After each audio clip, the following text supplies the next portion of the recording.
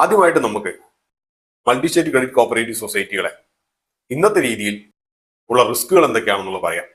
ഞാൻ നോക്കിയിട്ട് ഏറ്റവും വലിയ റിസ്ക് എന്ന് വെച്ച് കഴിഞ്ഞാൽ മൾട്ടി സ്റ്റേറ്റ് ക്രെഡിറ്റ് കോപ്പറേറ്റീവ് സൊസൈറ്റികൾക്ക് ലഭിക്കുന്ന ഡെപ്പോസിറ്റുകൾ ഒരുമാതിരിപ്പെട്ട എവിടെയും നിക്ഷേപിക്കാം എന്നുള്ളതാണ്. ഉദാഹരണമായിട്ട് പറയുകയാണെങ്കിൽ സ്റ്റോക്ക് മാർക്കറ്റിന്റെ അകത്ത് നിക്ഷേപിക്കാൻ കഴിയും. അപ്പോൾ അതേസമയം സ്റ്റോക്ക് മാർക്കറ്റിൽ നിക്ഷേപിക്കാൻ വേണ്ടിയിട്ട് എന്തെങ്കിലും പ്രത്യേകമായിട്ടുള്ള ഗൈഡ് ലൈൻസ് ഉണ്ടോ എന്ന് ചോദിച്ചു കഴിഞ്ഞാൽ അതില്ല.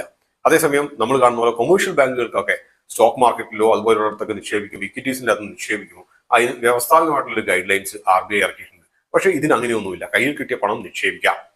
അപ്പൊ അതുകൊണ്ട് തന്നെ സ്റ്റോക്ക് മാർക്കറ്റിൽ ഉള്ള റിസ്കുകൾ ഈ ഒരു ഫണ്ടിനും ബാധകമായിരിക്കും. പക്ഷെ അതേസമയം മനസ്സിലാക്കേണ്ട ഒരു കാര്യം, നിക്ഷേപിക്കുന്നവർക്ക് അതായത് മൾട്ടി സ്റ്റേറ്റ് ക്രെഡിറ്റ് കോപ്പറേറ്റീവ് സൊസൈറ്റികൾ കൊടുക്കേണ്ട പണം നിശ്ചിതമാണ് എന്നുള്ളതാണ്. അതായത് മ്യൂച്വൽ ഫണ്ട് പോലെ നിങ്ങളുടെ പൈസ കൊണ്ടുപോയിട്ട് സ്റ്റോക്ക് മാർക്കറ്റിലാണ് ഇട്ടത്, അപ്പൊ അതുകൊണ്ട് മാർക്കറ്റ് താഴോട്ട് പോയതുകൊണ്ട് കാര്യമായിട്ട് റിട്ടേൺസ് ലഭിച്ചില്ല, അപ്പൊ